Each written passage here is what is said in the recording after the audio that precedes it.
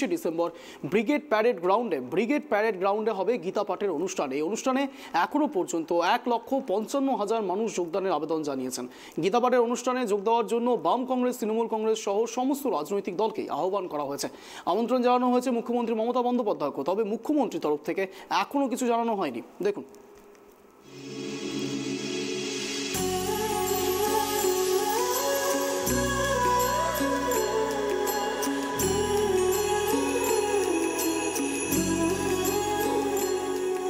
লক্ষ্য কণ্ঠে গীতাপাঠ আগামী রবিবার 24শে ডিসেম্বর এই ব্রিগেড প্যারেড গ্রাউন্ডেই হবে লক্ষ্য কণ্ঠে গীতাপাঠ।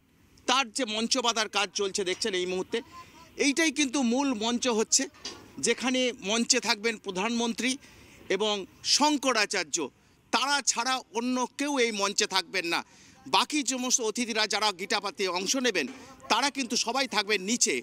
এবং যেটা আমরা জানা যাচ্ছে যে রাজ্যের মুখ্যমন্ত্রী মমতা বন্দ্যোপাধ্যায়কে আমন্ত্রণ করা হয়েছে গীতাপাঠ কমিটির তরফ থেকে এই অনুষ্ঠানে আসার জন্য, যদিও রাজ্য প্রশাসনের তরফ থেকে এখনও কিছু উত্তর দেওয়া হয়নি। এই গীতাপাঠ অনুষ্ঠানকে কেন্দ্র করে আমাদের কলকাতা হাইকোর্টের যিনি প্রধান বিচারপতি এবং বিচারপতিদের তাদের আমন্ত্রণ করা হয়েছে, সকল এমএলএ এমপিদের আমন্ত্রণ করা হয়েছে। এবং যেটা জানা যাচ্ছে যে এই গীতাপাঠে দেশের বিভিন্ন প্রান্ত থেকে প্রচুর সাধু সন্ন্যাসী এবং ভক্তরা তারা অংশ নেবেন।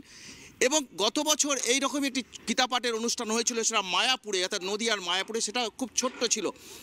কিন্তু এবারের এই গীতাপাঠ অর্থাৎ এই যে ব্রিগেড প্যারেড গ্রাউন্ডে গীতাপাঠ অনুষ্ঠানের ঐতিহাসিক রূপ দিতে চাইছে গীতাপাঠ কমিটি এবং তার প্রস্তুতি চলছে। এবং দেখছেন এই মুহূর্তে মঞ্চ বাঁধার কাজ করছে এবং কয়েকদিনের মধ্যে এই মঞ্চের সমস্ত মাঠের দখল নেবেন প্রধানমন্ত্রীর নিরাপত্তা থাকার দায়িত্বে যারা রয়েছেন এসপিজি। তারা ইতিমধ্যেই মাঠ ভিজিট করে গেছেন, আবার আসবেন এবং পুরো যখন কমপ্লিট হয়ে যাবে তখন তারা মাঠের নিরাপত্তার দায়িত্ব নেবেন। তাই এই গীতাপাঠ অনুষ্ঠানকে কেন্দ্র করে সাজো সাজো রব কিন্তু সারা দেশময় প্রচার চলছে। প্রচুর সাধু সন্ন্যাসীর তারা আসবেন এই গীতাপাঠ এবং বিভিন্ন ধর্মের লোকেরাও আসবেন, এমনটাই বলছেন গীতাপাঠ কমিটির। কারণ গীতা মানে হচ্ছে মানুষের জীবনের সঙ্গে যুক্ত গীতা। তাই তারাও চাইছেন যে এই গীতাপাঠ অনুষ্ঠানে প্রচুর মানুষ আসুন এবং তারা অংশ নিন গীতাপাঠের এই অনুষ্ঠান কর্মসূচিতে। সারা পশ্চিমবঙ্গের এবং ঝাড়খণ্ডের থেকেও কিছু আসছেন। আমাদের প্রধানমন্ত্রী আসছেন, অনুষ্ঠান থাকবে এখানে গীতাপাঠ। ওনার আসার আগে 2টো অধ্যায় পাঠ হবে, উনি এলে 1টা অধ্যায় পাঠ হবে। তারপরে ওপেনিং সং হবে, যেটা আমাদের কাজী নজরুল ইসলামের লেখা, হে পার্থ সারথী বাজাও বাজাও তো পাঞ্চজন্য শঙ্খ। এটা গানের টিম, ওরা 25-30 জন মিলে এই গানটা গাইবে। মুখ্যমন্ত্রীকে ইনভাইট করেছেন মমতা বন্দ্যোপাধ্যায়কে, উনি কোনো আনসার দিয়েছেন? এখন আনসার দেননি। রাজ্যের সমস্ত ওটা রাজনৈতিক নির্বিশেষে করা হয়েছে, Congress, CPM, RSP, BJP, Trinamool সবার।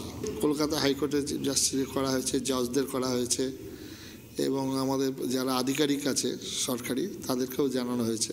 অন্য সম্প্রদায়ের মানুষ আমরা বলেছি জাতি, ধর্ম, বর্ণ, রাজনৈতিক দলমত নির্বিশেষে সবার উপস্থিতি কামনা। আমরা স্পেশালভাবে করা হয়নি, পেপারের মাধ্যমে, সংবাদপত্রের মাধ্যমে জানানো হয়েছে যে কেউ আসতে পারে।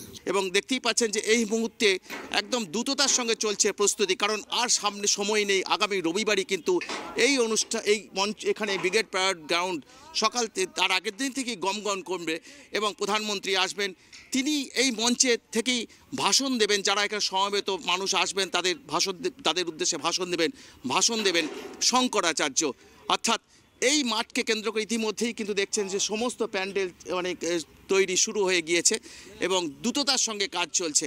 অর্থাৎ এই গীতাপাঠের অনুষ্ঠান নেই কিন্তু সারা ভারতবর্ষ জুড়ে কিন্তু প্রচার চলছে এবং সাজো সাজো রব এই গীতাপাঠের অনুষ্ঠানকে নিয়ে। ক্যামেরায় অপূর্ব মাঝির সঙ্গে রাজীব দত্ত, ট্রাইব টিভি, কলকাতা।